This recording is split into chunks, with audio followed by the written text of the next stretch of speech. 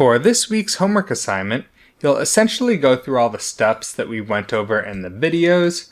You'll start by creating constraints between the different sections that were fractured independently, and then you'll move on to setting up all of your constraint clumps and clusters.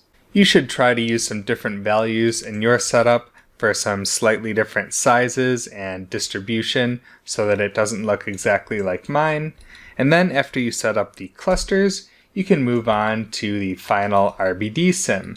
This is the glue only setup, and you can focus on getting this part looking good. And once again, feel free to experiment with your own settings without just repeating the exact same settings that I used for my sim.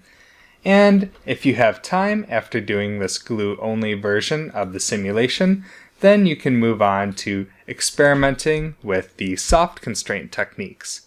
This is an optional step. Don't feel like you have to do it because it does take a bit of extra time to put this version together. But if you do take a stab at the soft constraint version, feel free to submit both and pick whichever one you like more to move forward with in the rest of the class.